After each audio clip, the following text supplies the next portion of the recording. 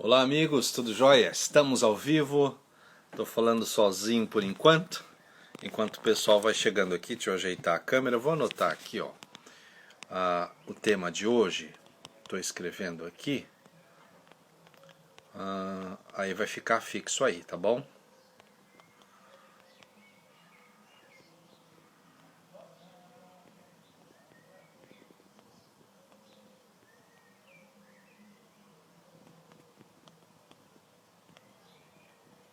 Pronto, anotei aqui. Fixei o comentário. Boa tarde, gente boa. Agora no Brasil, 2 horas da tarde, 2 minutinhos para as 2 da tarde aqui, 6 da tarde nas terras geladas da vovó Elizabeth. E olha só que dia bonito que a gente tá aqui hoje, ó. Sem filtro, hein? Mas tá friozinho, solzinho mentiroso, tá meio frio. Gente, vai ser um papo muito bom, muito divertido, muito legal, muito interessante, porque o convidado de hoje é um cara muito, assim, que é muito inteligente, eu admiro muito ele. Nosso querido Rubinho já chegou por aí. Salve, Santo Varão Vaso. Tudo bom, mano? Beleza? Aqui tá friozinho. Eu tô aqui fora porque é bonito o cenário, porque minhas filhas me expulsam de casa. Mas tá frio aqui fora. Tá bom, vai assim mesmo. Solzinho é mentiroso, não esquenta nada. Gente, a gente vai falar hoje sobre teologia. Vamos falar algumas coisas. Eu entrei 2 minutinhos antes. Acho que o Instagram deve estar chamando aí o pessoal. E já já a turma vai chegando por aí. Né? Quem for chegando vai mandando o coraçãozinho. Vamos falar hoje de teologia, de Bíblia, vai ser legal. O Arizão já chegou por aí, já mandou a solicitação. Deixa eu chamar ele aqui. Aí foi a dose do o inteligente é o Ariovaldo, é. Sim, sim. Salve, irmão, tudo bom? Beleza, tá me ouvindo? Tranquilo? Tô ouvindo bem, tô ouvindo bem. Rubinho, tá ouvindo aí, tá, né?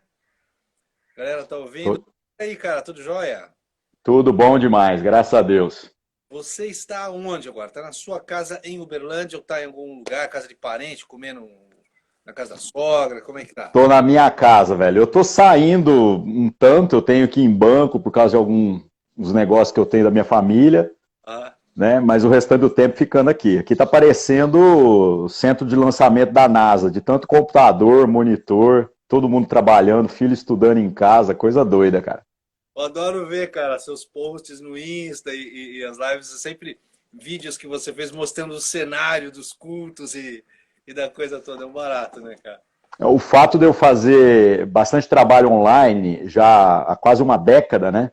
Quando poucas pessoas estavam fazendo esse tipo de coisa, fez com que hoje eu tenha uma estrutura, assim, meu espaço é muito pequeno, mas de equipamento eu tenho não só conhecimento, experiência, como eu tenho bastante coisa. Aí quando veio esse lance da quarentena, foi até engraçado, porque o conselho da igreja que eu pastoreio lá, os caras viraram e falaram assim, não, vamos fazer o culto lá da casa do Ari, que lá já tem tudo. Tá tudo Aí eu certo. falei assim, pô, cara, e é verdade, eu tenho iluminação, tenho tudo, né? Tudo. Então aqui é acender a luz e decidir o que vai fazer, né?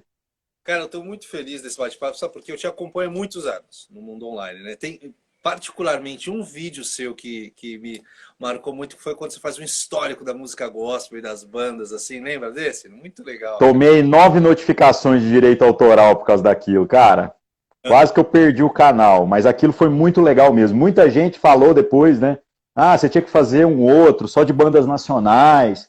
Eu falei, cara, vontade eu tenho, mas o YouTube é muito rígido com essas coisas, mesmo mostrando trechos pequenos. Ó, muita treta. Quando faço live aqui, antes de começar, uns 2 minutinhos, deixo rolando uma música e tal. Depois, quando vai pro YouTube, já recebo e-mail de direito autoral. O Rubinho tá zoando com você sem parar, cara. Ó, tá aloprando aqui, ó. Rubinho, Putz.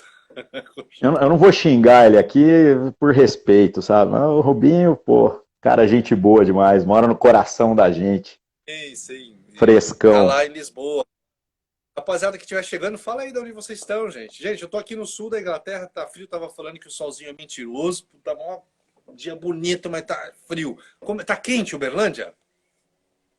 Ah, aqui está começando o inverno até cedo, né? Nós estamos no outono ainda, né? Mas tá esfriando. Mas o frio aqui, cara, sei lá, deve dar uns 20 graus à noite. De dia tá calor. Tanto que 20 graus eu ainda ligo o ar-condicionado para manter os 20, né? Ah, legal. Olha lá, a galera mandando recado, falando que é uma Diadema. Opa, conheço Diadema, Quebrada, já fui muito. Eu era de São Paulo.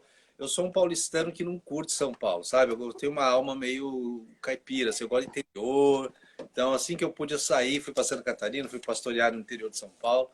Mas conheço, aí, tava aí muito de office boy aí. Gente, cara, estou muito feliz de novo estar falando com você. Como disse, acompanho teu ministério há muitos anos. Eu conheci você, eu acho que foi através, deixa eu lembrar como foi. Conheci assim, né? Primeira vez falando pessoalmente, mas tua influência, eu acho que foi através do pessoal da Capital Augusta. Porque eu cuidava de grupos do Caminho da Graça, do Caio e tal, e eu tinha contatos em muitos lugares. Tinha um pessoal na Augusta procurando um ambiente, e aí fiz contato lá com o pessoal na época. Eu não sei se era uma igreja Vineyards, que não rolou. Não, inicialmente aquilo lá foi a Vineyard que abraçou. Depois, no meio do processo, deu uns estresses aí, eles acabaram desligando, se tornaram independentes, né?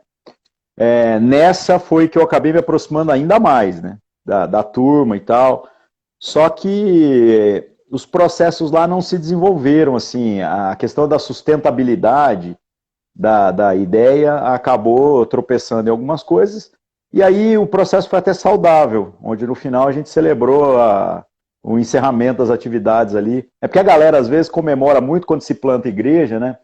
Mas a gente fica tratando alguns processos que se encerram como se fosse fracasso. E eu não acredito que aquilo foi um fracasso. Eu Sim. acredito que aquilo foi um grande experimento que acrescentou muito na vida de muitas pessoas, foi um marco na história da igreja brasileira e também hoje trouxe para nós aí um pouco mais de conhecimento a respeito de se eu fosse fazer tudo de novo, um processo similar àquele que aqueles irmãos lá trabalharam, há muitas coisas que a gente faria diferente, né? Faz Cara, parte.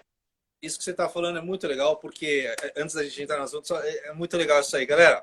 Vai mandando aí queria saber de onde vocês estão falando, para a gente saber. Ó, claro, teve a freestyle também. Mas deixa eu falar um negócio para você. Isso que você falou é impressionante, por quê? Eu me lembro uma época que eu fiz um curso com o pessoal lá do CTPI sobre plantação de igrejas e tal, que sempre foi minha paixão esse negócio. Começava grupos como todo pastor brasileiro, maneira instintiva. Junta um povo, começa um grupo e vai, não tem planejamento, e vai, tem hora que dá certo, a maioria das vezes não dá, e aí vai. E aí você se esbarra na questão da grana e tudo isso. Aí, fazendo o curso lá, aprender sobre metodologia, etc, etc. Quando eu caí aqui na Inglaterra, o ministério que a gente participa aqui são plantadores de igreja, pela Europa e agora outros países também. E eu fui ver, meu, como é que os caras fazem? E isso que você falou é um princípio que eles têm aqui, é muito legal. Quando eu estava nos cursos aqui com a gente, conhecendo, fala assim, ó, nós estamos desplantando uma igreja na cidade e tal. Como assim? Não, é um projeto que eu acho que será mais saudável não ter uma igreja ali. Aí eu fui vendo por quê, tá? É bem interessante, cara. Pra um outro. Já houve, acho que 3 ocasiões em que eu fui o cara que foi lá para falar o amém para encerramento de igrejas. Uma era uma congregação nossa mesmo. Na época, a ideia foi muito mal aceita, até no ministério do qual eu faço parte, porque todo mundo falou, não, mas nós vamos andar para trás. Mas hoje, avaliando o resultado disso tudo, cara, foi muito positivo, porque nós não perdemos ninguém. Nós salvamos as pessoas antes que houvesse decepções, houvesse crises de vocação, né? Principalmente a liderança, que é a grande crise, né? As outras pessoas até encontram lugares para congregar, mas a liderança, se o cara perder ali o amor naquilo, né? Perder a motivação, às vezes fica difícil para recomeçar. E os outros dois foram outros ministérios, que eu fui lá pregar e depois os caras falam, não, nós entendemos que chegou a nossa hora mesmo. E também tá todo mundo bem, graças a Deus. Que bom, você falou a palavra-chave, liderança, cara. É difícil achar o plantador ideal, o casal, o homem, o cara, enfim. E tem um projeto aqui de plantação de igreja na Romênia, muito louco. Bom, depois vamos falar sobre plantação de igreja, eu te falo. Mas é muito legal. Bíblia Freestyle, polêmico pra caramba, muito legal. Aí conheci teu ministério, acompanhei virtualmente tua caminhada, então por isso tem um gosto especial para mim. Eu acho que para um monte de gente que está assistindo também do teu até o alcance, né? E tudo que você tem semeado. Tá bom? Gente boa, nós vamos falar de teologia hoje, hein? Vamos falar de teologia porque também um dos ambientes e cenários onde eu te assisti muito foi em ambientes teológicos. E eu vi tua entrevista no... Como é o nome, cara? Vejam só. Quem assistiu? Travou? Travou aí para vocês também ou só para mim? Alô, alô. Gente, dá um toque aí. Vocês estão... Acho que travou geral, né? Ou não? Tô perguntando se é arminiano. Aí, voltou. Tinha dado uma... Já, Eu sei a resposta, mas o Rubinho está perguntando. Acho que é sempre mais legal ouvir de você. Se você é...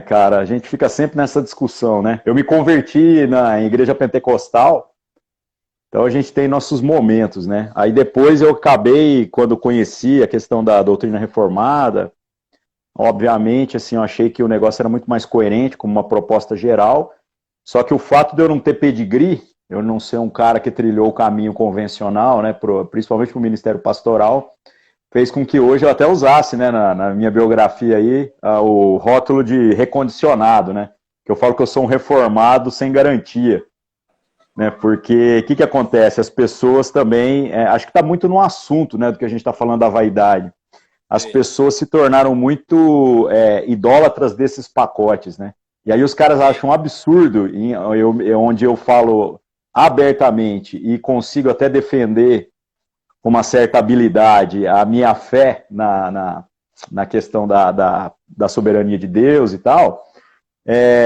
mas ao mesmo tempo eu também sei fazer a crítica, porque eu acho que isso para mim é esporte, né? Discutir é esporte. Aham. Perfeito. É, a mesma. Também fui criado em igreja pentecostal, me tornei um, vamos chamar assim, calvinista por conta própria, por fazer mais sentido para mim. E me senti muito tempo inadequado, porque o pessoal gosta de fechar em pacotinhos, não tem pedigree também, sobrenome, de nada disso. Porém, carismático. Então, um negócio bem Frankenstein, assim. E aí não me senti sozinho quando fui conhecendo esses caras, Mark Driscoll, John Piper e tudo que rola por aqui também. Eu falei, opa, não tô tão doido. Mano, vaidade no mundo teológico brasileiro. Já me deparei, já fui muito maltratado em menos assim, mas sei que você já passou muita experiência assim, não precisa citar nome, claro. Mas eu acho que tem sim. Tem demais, tem demais. Muita.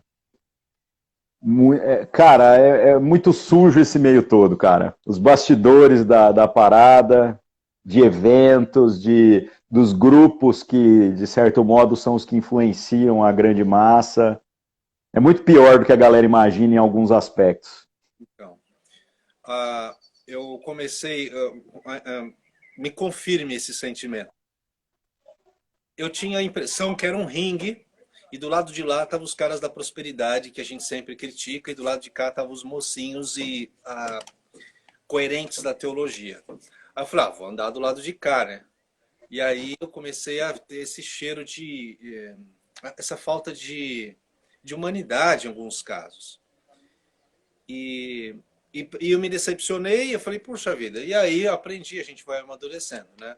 Então, dentro disso, eu anotei algumas perguntas e eu queria colocar aqui. E a galera quiser, por favor, fica à vontade. Tem um pontinho de interrogação aí no visor de vocês. Podem mandar perguntas, mandar coraçãozinho, aviãozinho e tá tudo certo. Cara, a igreja evangélica brasileira, em média, é de 80 pessoas. A igreja verdadeira, assim, eu quero dizer a grande massa, né? A igreja evangélica brasileira é do pastor que está lá no bairro dele, com a esposa dele, tentando fazer acontecer. Ele ama Jesus, ele muitas vezes não tem recurso. O cara está lá no meião do Brasil, está no interior do Tocantins, e ele está lá, né, fazendo a obra de Deus e tal. Então, minha pergunta é, esses caras expoentes da teologia brasileira, até que ponto eles falam da realidade, do dia a dia de um pastor local? Não falam, cara. É totalmente desconectado. Tanto que uma das coisas que foi mais libertadora para mim foi entender a minha vocação para esse nicho específico, que é um nicho muito maior do que o pessoal imagina que existe. né? A gente considera hoje que, às vezes, um pastor de sucesso é o cara que tem um prédio grande, o cara que tem um público grande. Ou, às vezes, o cara que está na mídia, né? Só que a verdade é que essas igrejas de perfil pequeno, né, até 80, 100 pessoas, que são a grande maioria, elas nunca vão conseguir nem sequer ter contato com esse tipo de gente, e a mensagem que muitas vezes chega não tem nada a ver com a realidade. Então é complicado, porque o cara fica ouvindo pregação sofisticada, no sentido de que ela está totalmente alinhada com a realidade desses caras, e depois, quando traz isso para o mundo da comunidade pequena, fica essa coisa desconectada. Eu tenho feito algumas experiências aí nos últimos anos muito legais. Viajar, eu viajo há muito tempo, acho que mais de uma década aí que eu estou na estrada, pregando. Mas nos últimos anos eu tenho feito viagens do tipo assim, eu arrumo um destino e forço o destino. Então Ah, eu arrumo uma agenda, tipo assim, ano passado, em outubro agora, eu fui para Recife, tinha uma conferência e eu não fui chamado para pregar nem nada, embora acabei pregando.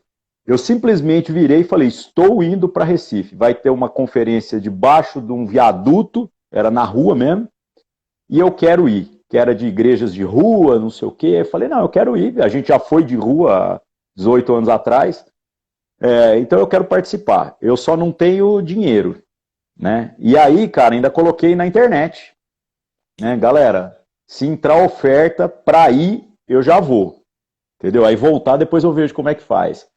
E foi muito legal ver, por exemplo, assim, pessoas, cara, o Jeremias Pereira, lá da Oitava Presbiteriana em BH, mandando mensagem, falando, tô mandando um dinheiro para você, outra igreja, outro ministério. E sabe por quê? Porque esses caras falaram assim, você nos represente lá. E aí eu falei assim, opa, peraí, então eu tenho contato, às vezes, com igrejas de perfil maior, pastores respeitados e gente que eu respeito, que eu considero, mas esses caras são os que enxergam, sabem que tem um outro mundo no qual eles não pisam. Aí, como eu forcei essa agenda, eu dou o grito, eu faço o mapa do itinerário, onde eu vou passar. Entendeu? E aí eu divulgo isso, cara, organicamente. O que começa a acontecer? As pessoas começam a entrar em contato, você vai passar na minha cidade. Aí, ó, então vamos tomar um café. Só que na hora que você chega lá, não é mais um café. Já tem 10, 15 pessoas. Principalmente pastores e líderes. Então, eu tenho feito muita agenda nesse sentido e tem sido, assim, maravilhoso. Aí eu vou de carro, hein? Eu pego o dinheiro que daria para eu ir de avião e vou de carro para eu poder fatiando os lugares. Eu estaria fazendo poxa, agora no mês de abril uma viagem desse jeito até Florianópolis, né, saindo aqui de Uberlândia, passando São Paulo, descendo até Florianópolis e depois voltando pelo interior do Paraná. Mas caso, aí veio a quarentena e caso zoou tudo. esse projeto, depois da quarentena, você já tem uma parada boa lá em Joinville. Os pastores amigos meus lá vão ficar felizes de te receber, cara. Cara, eu iria passar em Joinville, eu só não lembro o nome da igreja agora também. Eu fui pastor em Joinville, conheço uma rapaziada muito legal lá e que vai te receber com muito carinho, com muito amor, cara. Puxa, que experiência! Imagina as conversas e tudo. Isso que você falou do pastor que não pisa lá, é verdade. É, meu pai era um desses, né? Pastor de igrejinha pequena e tal. E eu andava com ele e conheci dezenas de anônimos de Deus. E a igreja brasileira ainda é assim.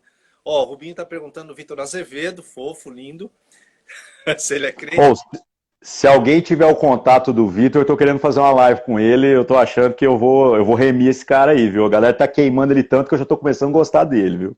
Aí. E aí, Oh, outra coisa, o Rubinho tá assim, passa por Lisboa. Rubinho, te contar uma, meu irmão.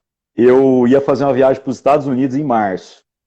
Eu e o Ludi Souza, meu amigo, que é lá do Sul também. Aí o que aconteceu? Meu visto para os Estados Unidos foi negado.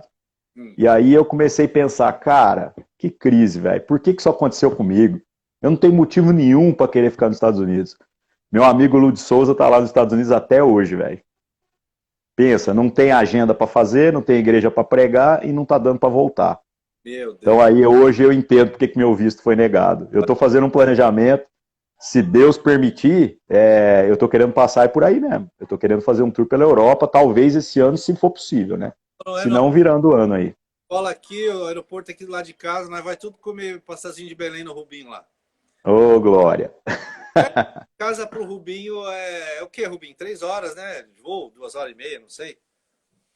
Fala um negócio. Esse lance que você falou da viagem para Recife, outro dia eu estava ouvindo que existem mais ou menos 3.000 pastores índios na Amazônia e no Pará. Eu esqueci o nome. É uma associação, eles são até organizados e tem os nomes das isso aí da áreas do Himalaia. E aí um amigo que esteve no Amazonas me mandando fotos daquelas igrejinhas da população ribeirinha e tal. Não são grandes denominações, tipo, Assembleia de Deus, tem 50 igrejas. Não, não. É o cara que está lá sozinho. Eu não consegui ver até o fim, tá de chorar, cara. Eu sou apaixonado por essa igreja aí, local. E realmente, alguns lugares fui também, você conhece eu melhor que eu. O local ele faz coisas para agradar o cara que tem um amor para receber algum tipo de aprovação. É essa vaidade esquisita. Olha aí, tem um brother lá no sertão de Juazeiro, é isso? Juazeiro do Norte? Juazeiro do Norte. Maravilha, hein, mano? Eu fui para Rondônia uns anos atrás também, fui de carro, cara. Fui de carro, deu 2 dias de viagem, 12 horas em cada dia, 24 horas total, né? Só de ida, né? E mesma coisa, parando no Goiás, Mato Grosso e depois no estado de Rondônia. Experiência maravilhosa. Isso, cara. Aí você para, faz amizade com as igrejas lá da cidade. É legal o pessoal falar isso, né? Falar assim, você vai passar na minha cidade, venham aqui almoçar. Aí na ida eu parava e tinha o pastor e mais uma família. Na volta eu parava de novo, até porque não tinha dinheiro, tinha que comer onde dava, né? E na volta parava e chegava lá, tava a igreja reunida, cara. Sabe assim? E era literalmente comer, passar 2 horas junto, conversar, repartir alguma coisa e pé na estrada. Era, cara, experiência linda, cara. Aventuras com você, não? Como é que é esse negócio? Como é que é? Ela topa essas aventuras com você, tua esposa, não? Esse tipo de viagem não dá pra fazer com família, cara. Cara? É complicado. Esse tipo de viagem você tem que arrumar uns caras loucos e falar, vamos nessa, né? Agora, uma coisa interessante, essa de outubro, quando eu falei, vou sair de viagem, eu tava semeando na minha esposa, né? Falei, ó, tô querendo ir para Recife, vou de carro. Ela falou assim, você tá precisando mesmo. Que ela tava ligada que eu tava precisando de uns dias de estrada mais longa, né? Porque estrada eu tô sempre, mas estrada assim. Ela, quantos dias tá pensando? Falei, 7. No final a viagem ficou em 11, né? E aí eu chamei 2 caras aqui da igreja, um que é pastor comigo e um outro rapaz novo na igreja, tal, que está assumindo algumas coisas de liderança. E aí a esposa do cara empinou a carroça, né? Porque, pô, vou ficar aqui trabalhando sozinha, tal. Aí eu vi minha esposa chegando na esposa dele falando assim, ó, semeia na vida do seu marido, deixa ele ir. Uma coisa tão assim, Legal. todo mundo é abençoado, né? Mas para fazer uma viagem desse jeito não dá. Cara, eu durmo em lugares que não é que eu gosto, não, velho. É óbvio que não. Mas a gente não tem controle, né? E não é a condição que me assusta. O que me assusta é não receber o melhor. Sabe assim? Eu falo assim, quando eu trago alguém para minha casa, cara, eu quero que a pessoa seja bem tratada. Dentro do que a gente pode, óbvio, né? Então eu já dormi em condições muito ruins. E se o cara me chamar de novo, eu vou de novo. Porque o cara deu tudo, velho. O cara abriu o coração. Essa semana mesmo, uns irmãos de um lugar assim bem mais periferia do Rio de Janeiro, que eu tive o prazer de estar com eles lá. E nós dormimos 3 caras amontoados num quarto desse tamanho, dormindo pro chão, porque era o que tinha um ar-condicionado barulhento lá. Mas pensa nos caras que eu gosto, assim, sabe? Agora, há outros lugares que a gente fica no hotelzão 5 estrelas, aqui eu não quero voltar, mas nem a pau, cara. Porque é só vaidade, é um negócio, né? Por mais que às vezes a gente acha que é só dinheiro, não é isso, né? É os grupos, é os guetos, são as turmas, são as coisas que estão sendo defendidas aí em paralelo com aquilo que é o real evangelho. E olha só, chegou uma pergunta, eu vou emendar ela na pergunta que eu vou te fazer. Estou apertando aqui o negocinho para ver. A pergunta do Edu Santos. É isso, Edu Santos. Ari, o movimento... Como é que eu compartilho aqui? Aí, entrou. O movimento coaching ganhou força dentro das igrejas com a causa desse crescimento. O Edu, é o seguinte, dentro disso, eu queria também emendar na pergunta, eu ali abrange tudo e a gente conversa aqui todo mundo, que é o seguinte. Os caras estão falando da vaidade no mundo teológico brasileiro, nos ambientes acadêmicos. O Rubinho é um cara que caminha muito em ambiente acadêmico também no mundo da teologia. Claro, em todo lugar tem gente boa e gente esquisita.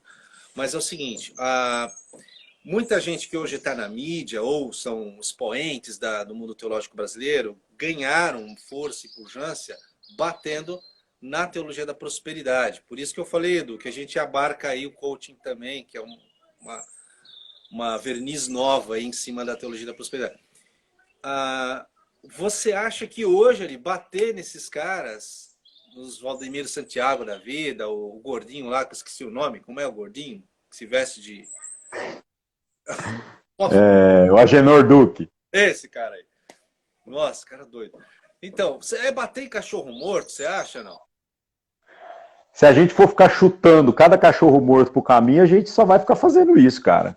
Eu, atualmente, tenho andado muito mais por uma linha de falar a verdade e deixa as pessoas perceberem a diferença entre a verdade e a mentira. É muito essa linha. Mas isso que você falou dessa linha do coach, né, ter se tornado um novo verniz para a teologia da prosperidade, é muito ruim uma coisa, né, cara? A ideia do coach não é ruim na proposta em si, né? Porque aquela questão do teu cara que vem, que vai te trabalhar aspectos motivacionais mesmo, ou de ajuste comportamental em coisas que você está equivocado, cara, não deixa de ter a sua eficácia. Agora, trazer isso e colocar isso como se isso fosse o evangelho é que se torna uma grande desgraça. A grande desgraça. Então, fica complicado, cara. Fica complicado porque a gente está vendo que a moeda mudou, mas a ganância continua a mesma. Então, agora os caras não estão oferecendo dinheiro, eles estão oferecendo sucesso. Né? Se você seguir as regras que eu estou dizendo, você vai ser bem sucedido naquilo que você quiser. Então, é poder, é influência, é um conceito de ser feliz, né? Se você fizer o que eu estou dizendo, você vai ser feliz. E aí, obviamente, isso aí beira a heresia, né? Isso aí vai por uma linha que não tem compromisso nenhum com as promessas de Cristo para nós. Ô Eduardo, dá certo porque tem público, porque o crente brasileiro ele quer ser rico, ele quer ser feliz, ele quer ser bem-sucedido. Isso que você falou muito interessante, porque assim, olha só, minha situação, aconselhamento pastoral aqui agora. Olha só, eu estou morando na Inglaterra, eu entendo que isso é um privilégio. Falo, caramba, estou aqui envolvido com igrejas inglesas e uma organização inglesa. Beleza. Aí eu pensei assim, meu Deus do céu, o que eu posso fazer uma vez que eu estou aqui? Aí eu fui estudar. Então eu fiz curso com a Universidade de Londres, fiz algumas coisas, porque a empresa que eu trabalhava também já me colocou nos cursos. Vai vendo onde isso foi parar. Agora eu trabalho na igreja.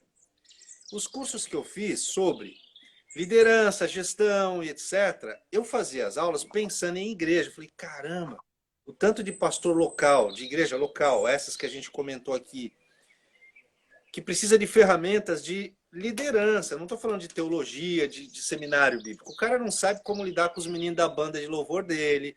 O cara não sabe lidar com gente difícil dentro da igreja, aquelas famílias, aquelas donas de igreja, fofoqueira. Esse pastor local, às vezes... Aí eu penso, como é que eu vou falar isso sem ser coaching? Entendeu? Porque não é evangelho. Isso que eu estou falando não é pregação do evangelho. É ajudar o cara no dia a dia dele, nas dificuldades que ele tem. Porque eu já vivi essas dificuldades muitas vezes. Ele não sabe liderar o conselho local da igreja, sabe fazer uma reunião, um planejamento para a igreja local dele. Agora, quando eu assisto pregações de coaching, os caras sem massagem, sem dó. Eles falam mesmo assim no nome de Jesus, cara. E pregam, abrem a Bíblia e prega de boca cheia aquilo ali. Aí não dá, né, mano? Mas tem uma coisa que o coach faz que é interessante, cara. Esses coach eu falo que tá fazendo coisa de igreja mesmo. Ele cobra. Ele cobra caro. E vou te falar um negócio. Funciona, cara. Não que eu tô fazendo porque não é minha vocação. Inclusive, isso é uma das grandes crises da minha caminhada, né? Por exemplo, sabe esses caras que promovem viagem para Israel, viagem com o pastor, não sei o que lá? Mano, eu já tive uns 4 convites de agência para produzir viagem nas minhas costas. E, inclusive, amigos meus fazem isso. Não é que eu acho errado, mas eu olho e falo, não é a minha vocação.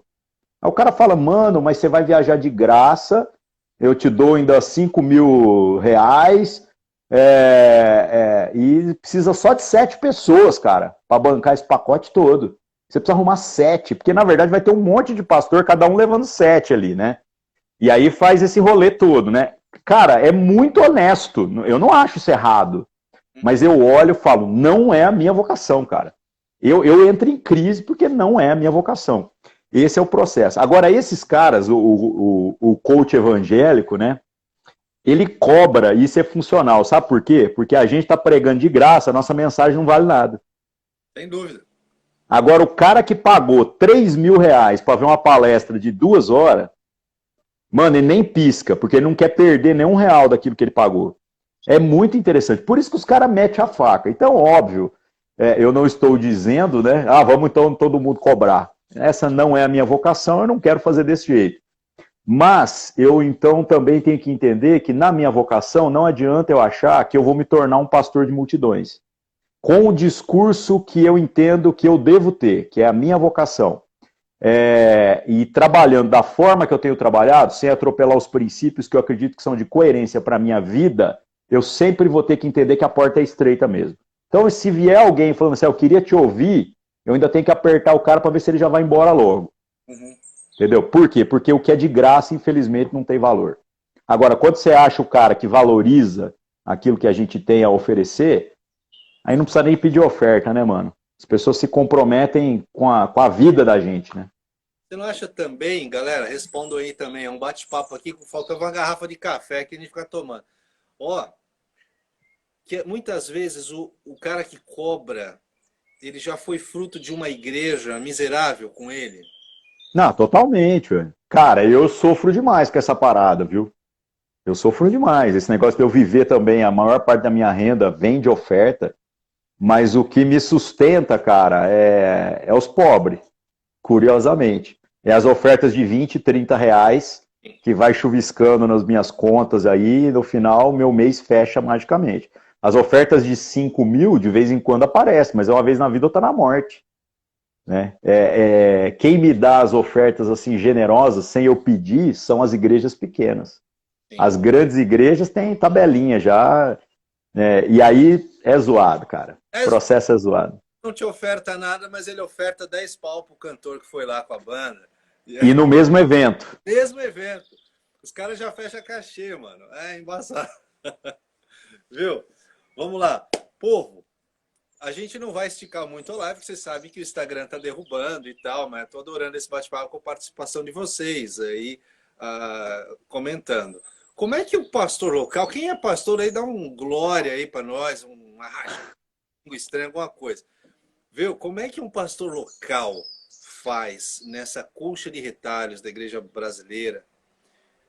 Não sei, é uma pergunta, não tem uma resposta exata. Acho como é que faz para ter referenciais? É um campo minado, né? É complicado, mas a gente vai vendo que há um monte de coisas que agora até na pandemia está sendo muito proveitoso para a gente reavaliar como que a gente tem trabalhado. Então aqui, pelo menos no Brasil, nós estamos experimentando isso. Quanto maior o prédio do cara, mais ferrado ele está. Quanto maior o aspecto institucional da igreja, mais ferrado ele está. Porque agora não dá para usar nada do que nós temos como instituição. Por outro lado, quanto mais relacional tudo que o cara fez mais ele está resolvido. Outra coisa ruim. Quanto mais havia uma dependência financeira do aspecto organizado da igreja, do aspecto institucional, mais ferrado ele está. Então ele não tem grana para o prédio, ele não consegue usar a estrutura e ele no final está sozinho porque as pessoas não conseguem ter agenda juntas e ele está desamparado, inclusive financeiramente. Essa é a realidade aqui. Agora, mas tem o outro lado. O outro lado é o seguinte, então a galera sempre fala, você não recebe da igreja que você pastoreia? Eu falo, não, mas tem outro pastor que recebe, certo? Eu entendia que ele precisa mais do que eu, então até aquilo que eu recebia nós fizemos um redirecionamento lá, né? E beleza. E aí, cara, 2/3 da minha renda vem de oferta. Né? Agora, o processo que Deus me deu o privilégio de viver se demonstrou altamente sustentável. Então a galera às vezes fica mandando mensagem falando assim, cara, e aí, tá passando um aperto aí nessa pandemia? Eu falei, não. Ué, por quê? Porque o cara que era fiel para com a minha casa com R$ 20 por mês, ele continua sendo fiel, velho. Porque o compromisso dele é ele, é a casa dele com a minha casa. Uhum. Entendeu? É com aquilo que nós representamos, né? É no ministério e tudo mais. Agora, o cara que estava comprometido com o prédio, agora que não tem prédio para usar, esse cara é o primeiro a furar, e aí ele compromete um monte de processo. Então, cara, aqui a gente estava até rindo disso. A gente vendo assim, índices de queda de arrecadação na casa de 70%, 80% em algumas igrejas, e nós aqui fechando no azul, com prédio alugado, com alguns obreiros em dedicação exclusiva, e a gente fechando no azul. E sem Malaquias 3,10, nem 2 Coríntios capítulo 9. Simplesmente porque os irmãos viraram e falaram assim, não, isso é um nosso compromisso uns com os outros. Então a gente vai vendo que estas situações estão também trazendo para nós oportunidade de reflexão. Você falou do lance das igrejas grandes, do começo, né? Teve algumas igrejas grandes, grandes mesmo, das maiores do Brasil, onde eu vi pastores de ministérios multimilionários vindo também na mídia falando assim, não, é um absurdo a igreja agora falar em oferta. Aí eu pensei assim, ó, tá vendo o outro extremo? O cara às vezes tem 20 milhões em caixa, porque é desse porte. Para ele é fácil falar, né? Demais, cara, mas ele não tá olhando o cara lá, igual você falou, o assembleiano de Bíblia debaixo do braço, que às vezes não separa nem o dinheiro do aluguel dele do dinheiro do aluguel do prédio da igreja quando não é na garagem da casa dele, né? E o cara ama Jesus, velho. Às vezes o cara é 100% idôneo naquilo que ele tá fazendo. E esse cara pode vir a passar fome, né? E aí você vem falar que ele não pode falar em dinheiro? Eu acho que tem. Se ele não falar, eu falo por ele. Pedir oferta pros outros é mais fácil, né? Sem dúvida. Ó, eu recebi um vídeo no meu WhatsApp de um cara falando, tá vendo? O pastorzão famoso falando aqui, ó, que a gente não tem que ficar apertando ninguém. Aí eu falei, o pastorzão famoso tá falando e tem 3 câmeras filmando ele com grua. E o gasofilácio dele tem cheque de 250 mil. Tá entendendo? Não Bem fácil, né? não olha. Então é assim, tava com um brother quando eu visitei o Brasil em março, na cidade de Joinville, e um carinha de 26 anos começou uma igreja na garagem. E aí chovia, e os caras seguravam a lona e faz aquela barriga, né? Com a água assim, a lona e tal. Pá.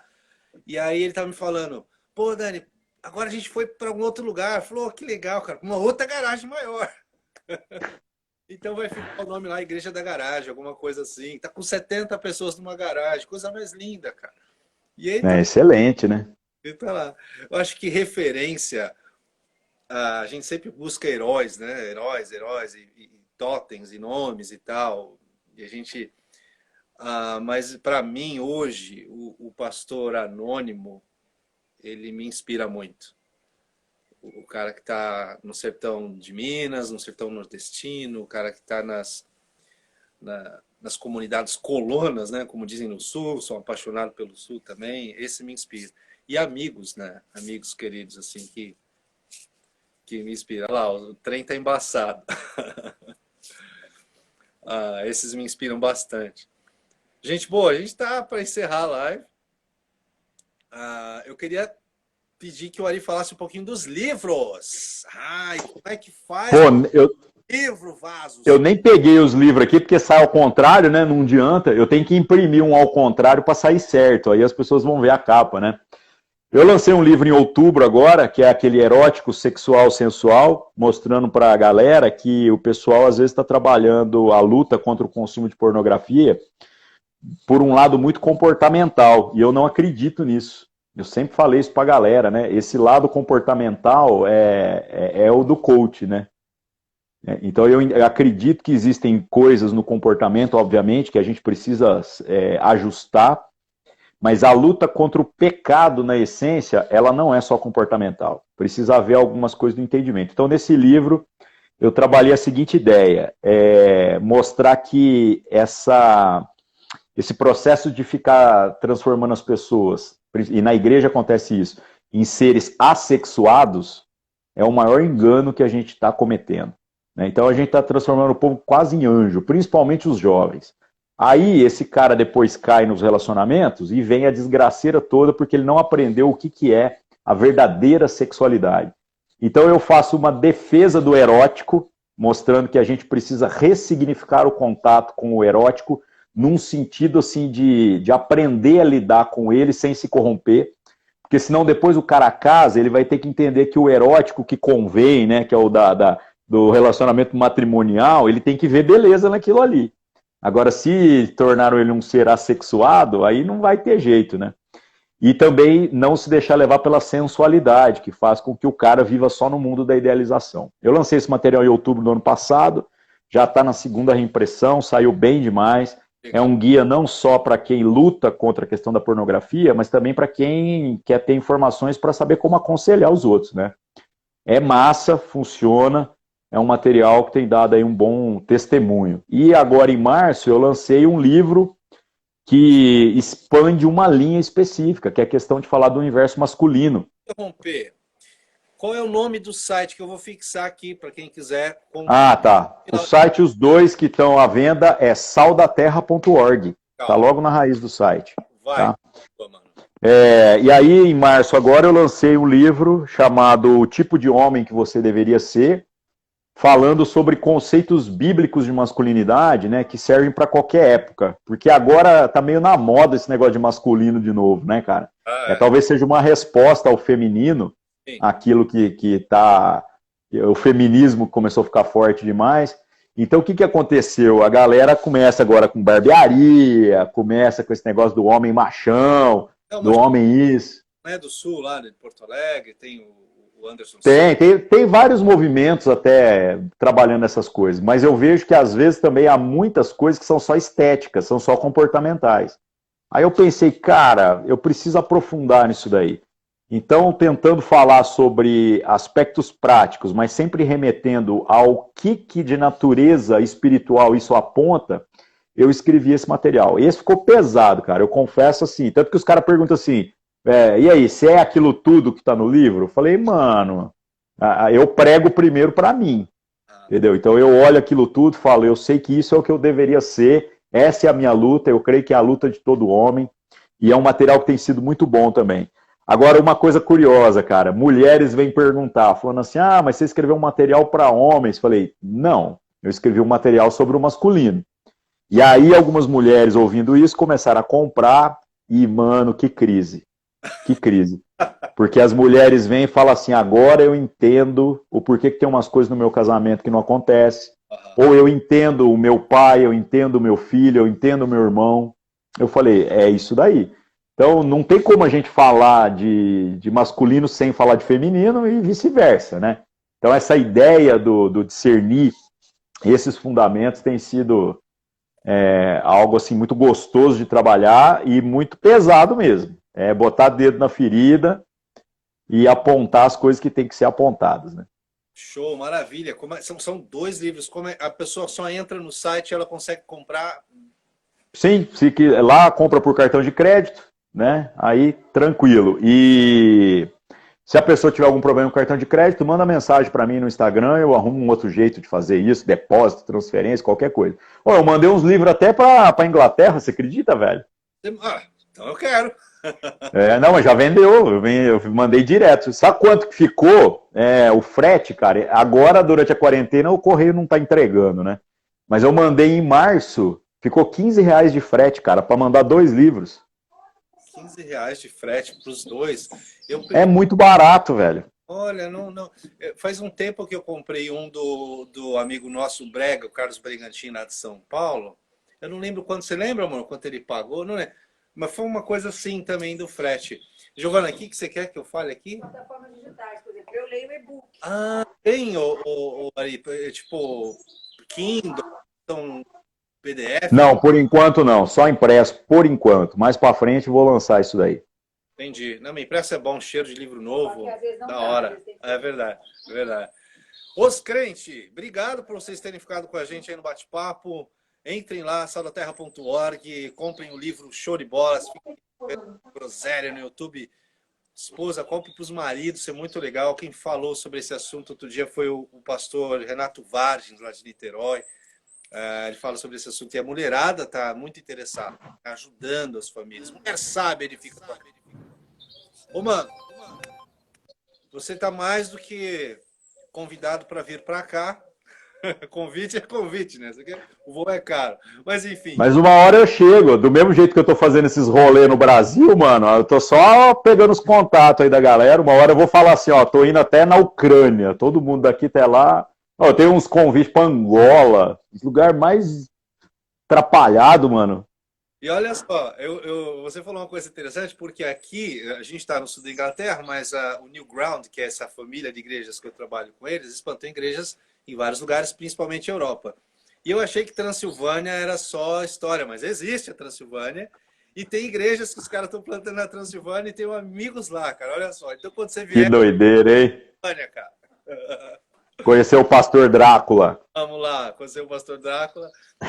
Então, você já tem lugar onde ficar, vem com a esposa para nós dar um rolê e comer umas comidas boas. E eu tô me convidando para tomar o café mineiro, cara, de Uberlândia, que deve ser bom, com pãozinho de queijo. Rapaz, quando tiver pro Brasil também, vamos combinar aí. Da gente trombar, se quiser vir aqui em casa, portas estão abertas também. No dia a gente fez pão de queijo pros gringos aqui, cara, ficaram doidos. Mas esses de mercado feito, né? Não tem as mães, a gente foi meio que fazendo assim. Amigos, Virou uma comida mundial, né? Ah, é bom demais. Deus abençoe vocês todos. Arizão, ó, você, o Rubinho ou um outro cara que eu sempre falo isso, são pessoas que não fazem ideia até onde Deus pode levar tudo que vocês têm semeado. E aí vocês estão lançando os pães aí sobre as águas há algum tempo, e eles vão retornar e já estão retornando. Obrigado por ter sido corajoso, viu, Ari? E obrigado por tuas posturas no reino de Deus. Está faltando isso. Gente íntegra atrás do púlpito e que ame a noiva de Cristo. O Senhor abençoe você, seu ministério, sua família, viu, mano? Sempre, sempre. Acompanhe nas redes sociais, galera. É uma delícia acompanhar o Arizão. A live com o Lucinho foi da hora, dei muita risada quando eu vi. Não acreditei em fazer live com o Lucinho, achei muito legal. Mano, ele topou, falei, vou fazer, mano. E a galera fica achando que a gente, sei lá, tá procurando briga, né, mano? Pelo amor de Deus, né? Cara, muito legal. Eu quero fazer com o Vitor Azevedo agora. Eu tô esperando quem que vai ser o contato aí que vai marcar esse negócio. Valeu pela consideração, viu, mano? Viu? Aproveitar aí quem conhece um ateuzão bom também, o Ari tá procurando algum ateu bom de briga para fazer uma live, né, Ari? Não, mas não tô querendo brigar, não. Eu quero mostrar pro cara que ele é crente e não sabe. Legal. Gente, beijo para todo mundo ali, querido. Obrigado. Deus abençoe. Tchau, tchau, gente. Valeu. Valeu.